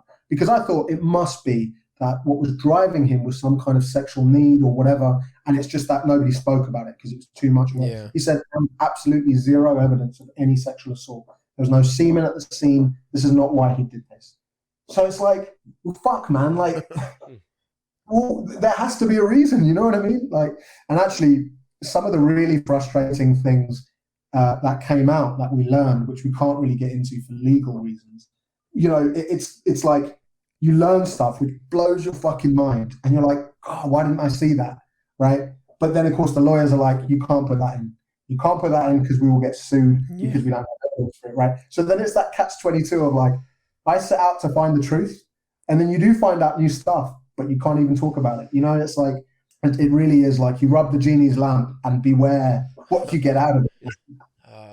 That has to be one of the most frustrating things is you have information that you would love to share and you just can't. Like, nobody's supposed to know this, or that would drive me nuts. 100%. Funnily enough, on some of the crime, the true crime kind of sleuthing websites, I put the details of the case up there just to see if anybody knew anything about it. And a couple of people sent me private messages being like, hey, I noticed that even though this happens in episode 1, you never go back to that. Can I ask you more about it? And it's like, you are on the right track, my friend. Ask me about it, I think that's the kind of, to go back to one of your earlier questions about what you learn as a writer, the most surreal thing was realizing that you put a fucking microphone in front of someone's face and they feel like they have to answer, right? You call someone up. At one point, we spoke to Interpol, right, about this case. So it's like you're calling up Interpol and you're like, shit, I'm scared, right? I'm about to speak to Interpol, right? And you ask them questions and somebody on the end of the line starts answering. And you kind of realize this is what it must be like to be a fucking detective, right? You call up and you say, hey, I want to know this, and somebody answers. And so you start to find stuff out about real world stuff. It's a trip, man. It really was surreal. Good experience. Never again, man. Yeah. Well, one takeaway that's positive is I would imagine now when you're going, if you're writing more crime fiction novels or anything, you have a lot to draw on now, like from personal experience. Like you said, it almost made you like an investigator. You kind of get the feeling of what it would be like to interview how people, things work and stuff like that. Yeah, you got an inside look into that world. Yeah, totally. Well, funnily enough, a bunch of friends have said, Nick, you have to write a novel about a guy making a podcast who learns out the truth and blah blah blah. And I'm like, Yeah, that's a good idea, but not for now, man. Yeah. Need It's a a good idea, break. but it's for later on. Well, do you have any projects in the work currently? Yeah, man. So one of the things I'm talking about is with another podcast company, maybe pitching some ideas to, true crime ideas to do with that. And so, but like I say, that would be more just writing the episodes and getting somebody else to kind of put it together. So that would be cool because that would kind of be using like a kind of day job, really. Yeah. Whilst I go to my one true love, which is writing a novel, and the novel that I'm beginning to research now is set in Spain and very loosely is about this whole phenomenon of what's happened here, where a bunch of babies were stolen throughout Franco's dictatorship for various reasons, and the way that scandal has all come out, because there's this whole generation of mothers who are now in their 50s, 60s, 70s who are talking up about it for the first time, and saying that happened to me. There was a documentary that went out 2009-ish about an American guy who his parents are getting old, and he's told, look, we're not your real parents. We actually adopted you from Spain. So he pays a private detective. The detective somehow finds this old lady living in Madrid, and this American guy learns a bit of Spanish. He goes, he knocks on the door, and he says in Spanish, "You're my mother." And she says, "And you're my son." And they embrace. And this went out on TV. Thousands of women rang up and said, that fucking happened to me, Shit. So there's this whole kind of thing, and there's a personal connection in that case to do with my own family. So I want to write a novel where basically a grandmother finds out she's sick and she doesn't have a lot of time left, and she decides that she wants to find her missing son. So it'd be, an elderly Spanish granny becoming a detective. Oh, right? that's interesting. Yeah. So that would kind of, and that's kind of been a novel that I've always wanted to write, but I've kind of been biding my time to reach, like I had to become a black belt before I could fight and be a bad boss, So so that would be the next novel I write. And then there's a couple of other projects, sort of irons in the fires, but those are the kind of the two main things that are on my plate right now. I really like that granny detective. Yeah, I never yeah, I heard like that that, before. yeah. Yeah, I can't think of any instance of that. Like, that wouldn't be maybe like a comedy or something, but like a serious, that's cool. Yeah, I mean, I would definitely want to kind of make it like funny, but also sad. You know what I mean? That's kind of, I think me personally, because this is an interesting question, like for you guys too, it's like when you read a book, how much of the author comes out in the story, or how much they hide, how much you can see them, Because I think me personally, what happens to me a lot is that my friends, they read my stuff and they go, fuck, that was a lot more depressing than I was expecting from you, because you're like a gregarious guy. And so I think it would be quite fun to kind of let some of the sense of humor come out in the story, as well as making readers cry and sad, which is my number one. I just want to make people cry. I think having a little blend of comedy in there is always a bonus. that dark comedy, that dark humor. Yeah, you get it. Yeah. I mean, that's what the British are known for, right? So I grew up with that stuff. So I'm gonna kind of well, and I think as well, it's interesting because for me, like I'm living in Spain, I moved over in April, and but I kind of grew up between London and the UK, where my mum is from, and Madrid in Spain, where my dad is from. But I would only come to Spain for like, some time at Christmas or over the summer holidays. So I'm from here, but I kind of also am not from here. So you have this kind of Martian's eye on this place. And I think it will be fun for me to kind of use what I know about this place, but also be able to use my kind of outsider's perspective at the same time, because I think when you live in a place and when you're from a place, in some ways, like if I were to write a novel set in London, in some ways it would be really accurate and stuff. But in another way, it's right here in front of your face and maybe you lose some objectivity, whereas an outsider comes for 6 months and they can tell you this works, this doesn't work and stuff. So it would be fun for me to kind of walk that line. I was always curious why you didn't have any books set in Spain because, especially when you talk about living there now, but just, you're always visiting and stuff. I see on your stories on Instagram. And, your first 3 books are Japan and U.S. and I think Mexico and Sins of Scarlett. So I was just, I was like, why does he write about Spain? Like, he clearly loved the place. Yeah, it's a good question, man. It's funny. I think for me, when I grew up, I moved to Spain. I moved to the UK kind of full time, more or less from the age of like 8 onwards, right? When my when my parents break up. But up until that point, or certainly in my early childhood, all of the cartoons, all of the video games, all of the magazines that we were consuming here, they were just Japanese, right? But they were just dubbed. And so like my earliest experiences with story were from Japan.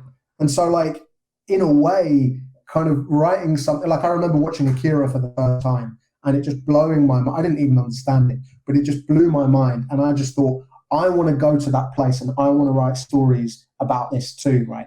So kind of in a way, I think that was part of how Inspector Iwata was born, was that it's that weird, like Europeans have this a lot with America, where you go to New York for the first time and it's weird because you know it from all the movies that you've seen, right? All the media that you've consumed, but also you don't know it because you've never been there before. You're a foreigner. So yeah, it's a weird thing where I've never set any of my stories so far in either of the places I've really lived in my life. So I think it's kind of about time where I kind of came back to my roots and started tackling the places that I know now.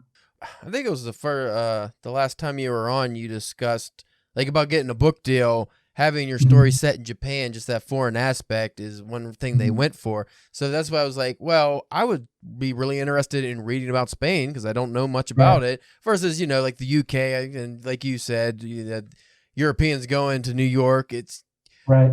In media, you always get the view that we want it portrayed as. Yeah, there's always two versions. Yeah, but it's never the real version. So, the fact that you're living in Spain and stuff, I feel like it would be, because my only things I think I've read set in Spain were fucking Hemingway's work, and how realistic is that going to be? Yeah.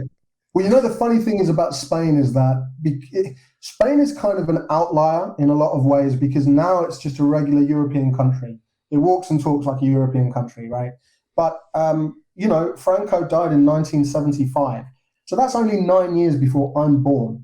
And that guy was just an all-out dictator. That guy was like Hitler, Mussolini, any of the guys you want to mention. The difference was he was probably not as dumb as some of the other ones, which is how he died in his sleep, relaxed as an old man, right? In the 50s, the late 50s, I think it was, Eisenhower makes a deal. The Cold War is brewing, and he goes, well, this guy is a dictator, and fascism is bad, but also Franco is an anti-communist, and that's handy right now. And I'm going to do a deal with him so I can use those air bases in Spain, which is a lot closer to Russia if I need them.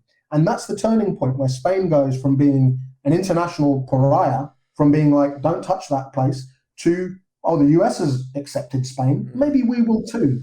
And around that time is where you get the mass tourism coming from England. The package holiday, which didn't really exist, becomes a thing where poor English people, instead of going to holiday, in the beach in England where they're going to freeze their arse off, they go to a sunny country and wow, this is great. And so they think, well, this is a normal country.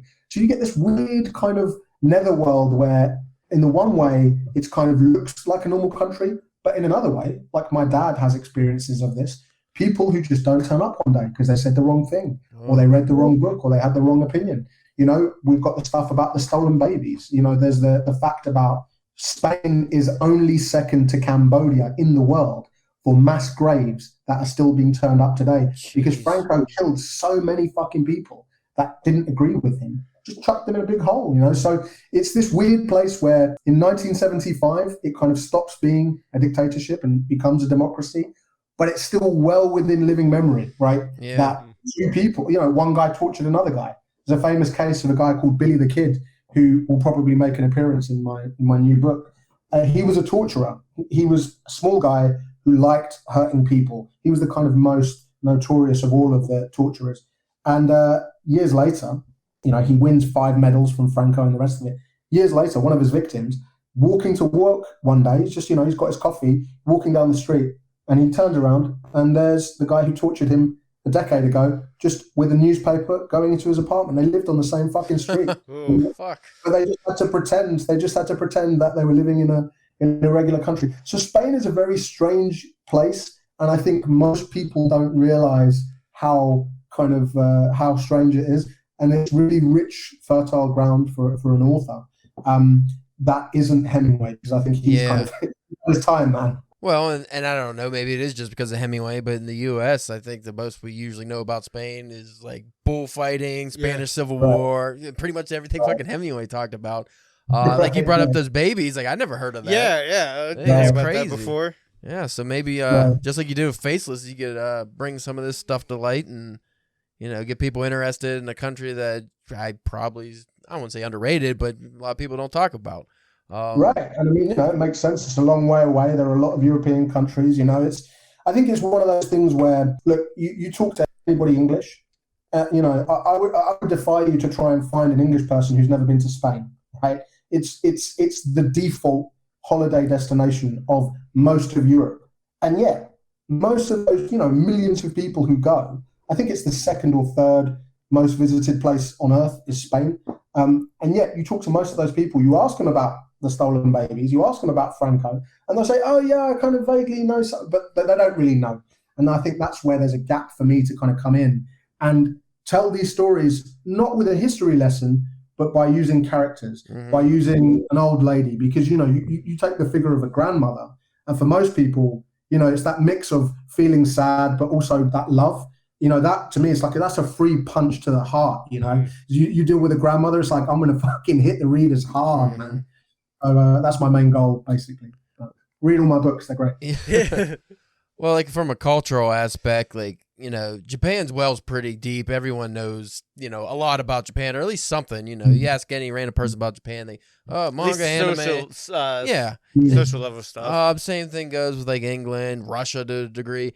But like you seem to be good about bringing things that people don't know. Like in Sins of Scarlett, like you have the character go to Mexico which is also, it was an interesting turn. You have a Japanese and American citizen now going to Mexico. Like that's something you don't read too much about. But then you're just touching, because everybody, cartel and fucking Tijuana donkey shows. Like people don't have a great idea of like I just found out recently most people don't know that Mexico's made up of states like the U.S. is. Yeah, like a lot of people don't know that, and I just assumed that was common knowledge, but. So, the whole, it's a big country, but like just the things you touched on, it wasn't just straight like cartel. It was just like the feeling of Mexico that you don't get through. So if you could do something similar with like Spain, I think that would be really cool to get because like, in your Iwata stories, Japan, you get the feeling of the people, not just the general, this is how it operates and what it's like to be here. Yeah, man. And I appreciate that a lot, because that's one of the things that I really kind of spend time on when I'm writing, is trying to get the feel of a place, trying to get the world to live and breathe. Because if the characters are moving in a place that you feel, then I think the story always hits harder. If it feels like a real place, then the stuff that happens in the place kind of is more credible.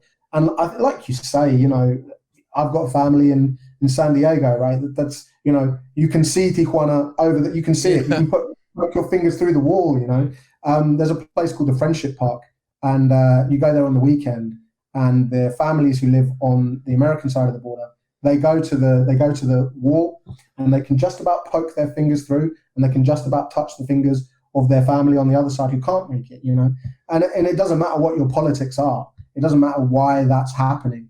I defy anybody with a heart to look at that and not feel moved. And not think, fuck, like I'm lucky that I don't have to put my hand through a wall in order to touch the people I love, So most, not most, but a lot of people in that town don't know that that's a thing, and it's right there in their faces. So I think it stands to reason that we don't always scrutinize the place where we're from, because it's just background. It's if I'm going to work on the same route every day, I'm not going to look at, there's a bookshop there. I mean, I would if it was a bookshop. That's a bad example. Yeah. But, you know what I mean? Like, it's so I think it kind of stands to reason that people kind of don't always do that.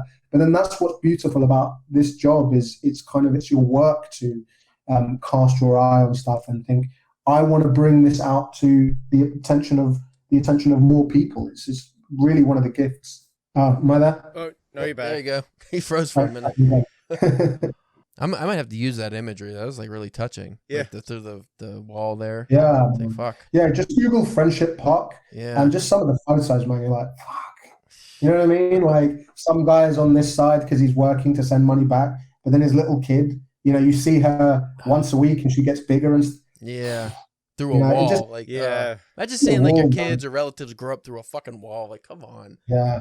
Well, and I think as well, that's putting aside, because it's not really anything to do with politics, but literally just the idea that, like, if you think I have such a hard deal, right? Like, life is so unfair, then without stopping for 1 second to go, but also maybe I am lucky in some ways, right? Mm.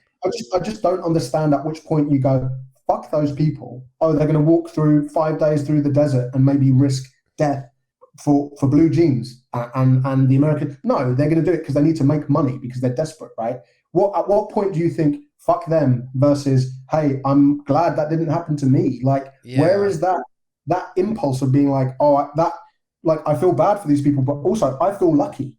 I just don't understand how people don't have that part of their soul where they go, what good fortune that I don't have to do that, right? I think it's because they don't see it. Because if you were to see that, there's no way you can't just not feel anything. Out of sight, out of mind. You have to be a sociopath not to be able to feel that. Like, you have to almost look at them like they're not real people. Mm-hmm. Which is why when you see on the news and stuff, and they talk about illegal immigrants coming through the border and stuff, it's always numbers. Yeah. They're not showing you. Like, if they do show you, it's this ridiculous. Oh, they're coming in on a caravan, and like, it's just always ridiculous. It's a spectacle. So you can't just see the individual people as people, because then you're not going to think that way. No. Well, and then also it's I think part of Trump, part of Brexit, part of the kind of populist movement that we seem to be moving through in the world at the moment. It does reduce stuff to black and white, because the tough guy. Right. I mean, first of all, Donald Trump explaining anything to anyone, I think, is just in itself absurd, right? But the tough man going up on stage saying, life is not grey, life is black and white. We are weak, I will make us strong. You are poor, I will make you rich. You don't have your coal mining job, I will give you your coal job back, right? If he's giving you black and white, if he's saying we can live in a black and white world, then that's going to appeal. That's going to make you feel safe and better, right? The truth is, life is not black and white, life is grey. Life is complicated. And if somebody tells you life is not complicated, don't trust them, man. Don't vote for you. Don't vote for that guy, because he's lying to you, man. You can't ignore the nuances of life and the infinite shades of gray. It's just not like there's never just here's the answer and this is what we can implement and it works 100%. Like, that's just not life. Anyway, even if you want it to, man. It's not gonna work out. But just because I fucking edit this giant thing, we're an hour and a half, so should probably wrap this up. Do you have? I guess we could do this way. Do you have anything? Either to promote besides this, Faceless, which you can do, websites, work, you want old work, doesn't matter. Just take the reins there. Well, I mean, people can find my website is NicolasObregón.com, which is NicolasObregón.com. You always should be able to spell your own name as a writer. That's all. Or just Google Obregón Books and it pops up. And I'm on Twitter, and it's mainly just me retweeting funny stuff about cats. So don't bust the gasket to see it. Yeah, in terms of promoting stuff, my next book is going to be out late next year, early 2024. So there's not an immediate call to action there, but it will be a standalone mystery with a new detective, and it will be based in unnamed America, and it's to do with a religious sect, a kind of quasi-Amish sect, and a local mystery, and these two things kind of come together. Just like we were saying off air, I went up to Pennsylvania, saw some stuff, and I thought, man, I want to write a story set in this world where you are either inside or you are outside. Mm-hmm. And then I just know it leads you to the natural conclusion of, well, what if a detective from the outside had to go inside to come to the truth?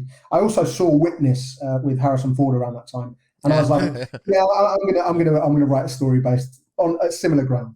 Have you flirted with the idea of doing something like a Patreon, where if people wanted to give you $5 or whatever you set, they maybe get early excerpts from the book that you're working on, or just some ideas, or here's a quick outline of something? Because that not only is that just a good idea, just to bring you money, but that could get the reader interested in something that's not going to come out for a year. That way they have something to follow. Because I always thought about that too. It's I'm not good at social media. I just don't like it. Yeah, so, I'm terrible at promoting things. But that would be something that I think would be beneficial.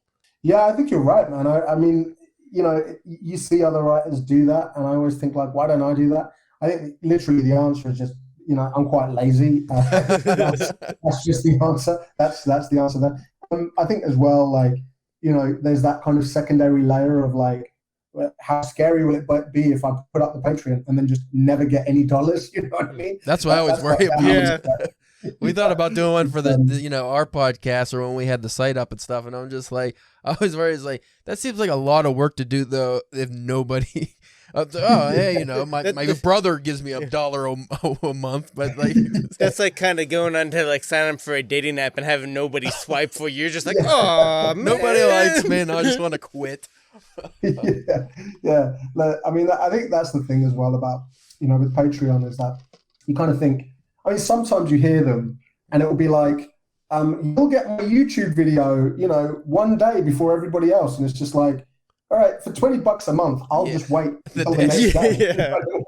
Well, that's why I think like just the exclusive, like you get early excerpts from the novel or something that are never going to be released. You know, they're not the finished product. And obviously you'd have to figure out how to do that without giving things away, or especially because, you know, we're writers. A lot of times that might never, that whole idea might get scrapped. Yeah. Like, you know, that fucking chapter sucked. I'm not even dealing with it. Yeah. So, but you know, people are just interested in that kind of stuff, but I have yet to find any. Like with the podcast, like you said, that would be, because, you know, there are hundreds of hours connected to this where I spoke to some really interesting fucking people that and it just never made it on there. So I mean, definitely, I think there would be scope to do that, or even just like you say, kind of giving people an insight into the way you work when you create stuff. I think for readers, they always find that stuff interesting. Or whenever you do like a book event, the questions you get are always, where did this come from? How did this begin? You know, they want to get into the kind of the process of it. So yeah, man, I think it's a good shout. I think it's probably something I should consider. Yeah, especially because like I know like sometimes like I've hold it off, like I haven't read Unknown Mail yet because I know like as of right now that's the last work you have right now. So it's like I read this, how long, you know, until your next book comes out that I want, or with any author, you know, that's the thing. It's like, okay, I'm caught up with this person now. If I read this last one, you know, when can I read the next thing? So if you are able to figure out a way on Patreon or something like that to give your fans something else to, you know, to attract them, to, you know, to keep them interested and stuff like that. Totally. And I mean, you know, the funny enough, the book I'm writing at the moment, or that's going to come out next year, it's a standalone detective. It's a new detective, but it did come out of a short story with Inspector Iwata. You know, so it started life as an Inspector Iwata short story. And it just had so much going for it that I thought, this is almost too good for a short story, man. This could be its own thing. So that's kind of where. So you're right, man. You think, but that Inspector Iwata short story was written. It is out there. There's just nowhere for it to go. You know. So I think that kind of thing. It's even if it's like one person who reads it who gets some joy out of it. I mean, for me, the work is done. It didn't take anything really extra to just put it up there. So yeah, no, you guys are you're right. You know, maybe I should do that. Yeah, we'll get it putting out advice that we don't follow ourselves. Yeah, so all the fucking time. What you really should do is, yeah. Look, guys, this has been a pleasure as always, man. Yeah, we'll have to, when your next book comes out, assuming this podcast is still up, we've been flirting with the idea of starting a new podcast where we don't have to just discuss writing in books. We can expand because, again, you know, the website's down, so it's like, has the podcast lived, you know, has it gone through its lifespan? We're still in deliberation for that, but anyway. But even regardless, on the other podcast, we would still love to have you on. Oh, yeah, for sure. Oh, yeah, no, yeah, I'm always on my, and like, hopefully we won't leave it as long, you know, this time. Maybe there won't be like a global pandemic. Yeah. Yeah, exactly. So again, folks, listen. Faceless. It's a great podcast. Yes. Blue Light Yokohama would be the first book you want to get into from Nick. And NicolasObregón.com was your website. We thank you for coming on. And like you said, next time, hopefully it'll be not so long. Yeah. Thank you very much, sir. Thank you, guys. Yep. Check you later.